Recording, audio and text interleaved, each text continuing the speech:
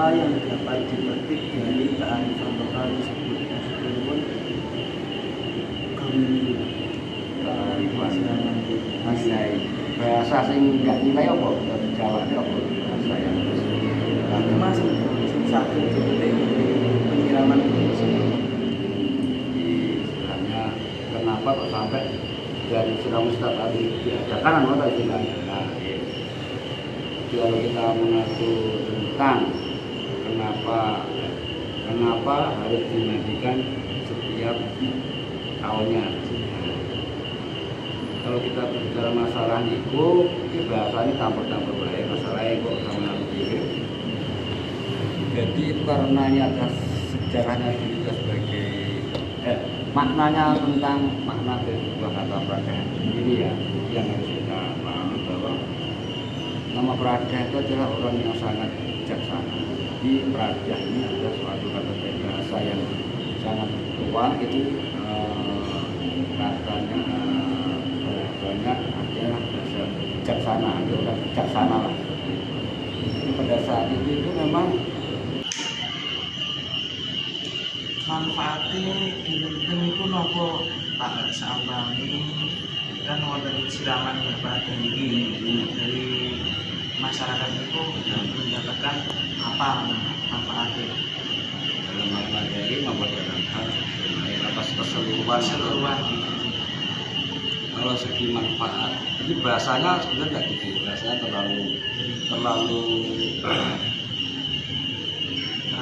terlalu menuju ke suatu benda yang ada abstraknya. Ya, jadi gini. Kalau saya tahu maksudnya bahwa itu adalah makna sebuah pemanggilan pada sekitar kita.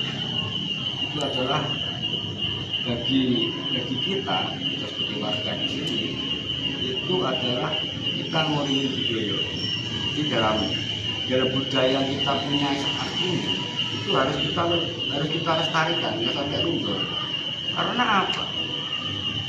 Budaya orang Jawa itu budaya yang sangat, kalau zaman itu sudah punya teknologi yang sangat canggih. Satu maksudnya canggih itu bahwa apa EDW ini iso aja nih, bagi negara-negara sudah punya teknologi yang canggih pasti menghormati seorang itu pasti.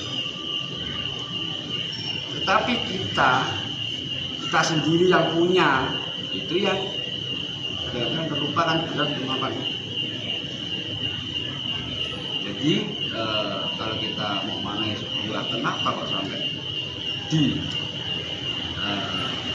dan tujuannya apa dan tujuannya adalah untuk ngurusin budaya yang budaya itu jangan sampai hilang.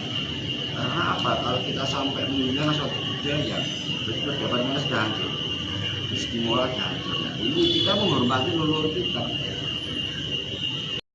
Menurut panjenengan, bagaimana cara melestarikan kearifan lokal dari tradisi siraman Praja ini dari waktu ke waktu?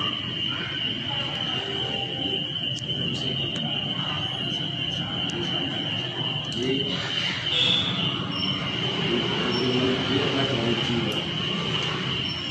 Jadi dari jiwa kita harus berkaitan secara kejiwaan bahwa kita menyadari tanpa kembali lagi tanpa ada leluhur kita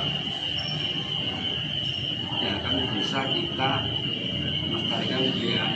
Jadi didikan dari orang-orang tua kita dan pemerhati terutama di lingkungan di sekitar sini itu kita hanya punya semua kita sendiri bahwa ini adalah benda sejarah kita lestarikan. Kalau sampai kita ini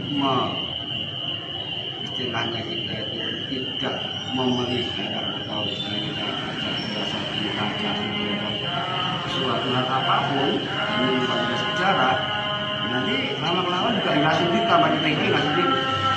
Nah, untuk kita ada kasih sayang gue ini atau ini dari jiwa sangat dalam dengan kita cover fisik di tubuh kita, pamannya dan tubuh kita cuma nih baik sate kalau bicara ya kita fisik kita ubah dengan kita ya cat ya sedang cuma di tradisi kita ini peduli ini jadi makam-makam yang ada itu kita lakukan untuk mengurangi sedikit apapun, dan itu pun kalau kita itu istilahnya ada kelengkapan atau kekurangan, itu pun kami selalu minta maaf. Jadi kayak awal dewi kurang, ya mau juga besar paling jauh. Nah enak ukute, ya besar paling mengampuni. Itu bedanya Gusti Allah. Jadi ogah kelangan.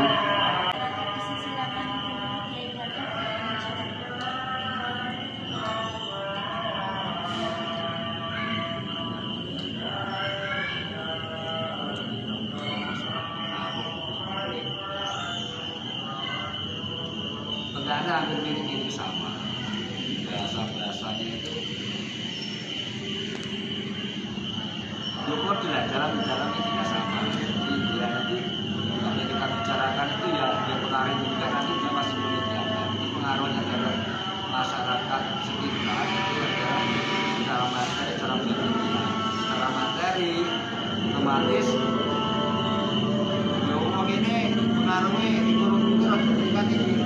Secara ekonomi biasanya pasti ya itu ada menjual akeh. Secara batinnya mungkin orang-orang itu ada suka dan lain. Bagaimana bentuk kearifan lokal yang muncul di masyarakat daerah? Kearifan lokal yang muncul dari kearifan lokal di daerah itu munculnya karena itu turun temurun. Jadi tradisi itu turun temurun, akhirnya sedikit demi sedikit banyak yang mempercayai. Dan dulu pernah kejadian sekali tidak disiram karena itu sudah tradisi, sudah dipercayai. Ternyata sekali tidak disiram itu ternyata pusaka itu berubah menjadi harimau. Nah, jadi kalau tidak disiram, akhirnya masyarakat sini takut. Jadi semua masyarakat di sini menghendaki pemimpin di sini harus mengadakan upacara untuk penyiraman pusaka tersebut. Jadi pusaka itu harus tiap 1 tahun sekali disiram karena takut nanti kejadian yang sudah terjadi bahwa sudah memakan ternak di masyarakat Lodaya sekitarnya. Semua ternak dimakan, cuma dimakan kepalanya saja. Jadi masyarakat ini mengenaskan karena ternaknya pada mati. Nah, sehingga semua protes karena ini kebijakan pimpin sini kurang bisa diajak untuk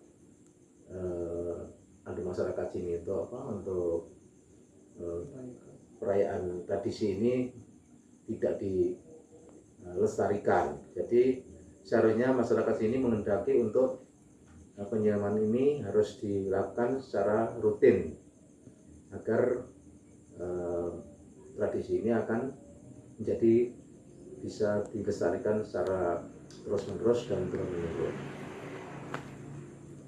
Bagaimana eksistensi kearifan lokal tersebut? Eksistensi karena budaya kita itu bermacam-macam sebagai Bhinneka ya. Jadi ini termasuk Bhinneka. Untuk tradisi penyiraman ini memang suatu tradisi yang bisa dianggap budaya. Jadi macam-macam budaya di Indonesia, akhirnya Indonesia juga mengakui bahwa ini sebagai tradisi budaya atau seni budaya leluhur. Jadi makanya untuk tradisi ini harus dikembangkan untuk generasi berikutnya, jadi turun temurun supaya untuk kearifan lokal ini supaya tidak punah, sehingga generasi tetap dibina dan untuk selalu untuk melestarikan itu. Terus 2, 3. Bagaimana kearifan lokal tersebut bisa muncul dan diyakini oleh masyarakat? muncul. Ya itu tadi, untuk muncul kearifan ini karena dengan adanya masyarakat luas itu mempercayai, sehingga muncul suatu kearifan lokal yang dipercayai masyarakat luas, sehingga menjadi suatu tradisi budaya yang menjadikan wisata untuk wilayah Lodaya sekitarnya. Sehingga kalau kita melestarikan, sehingga menjadi wisata yang bisa mendatangkan suatu pendapatan lokal maupun pendapatan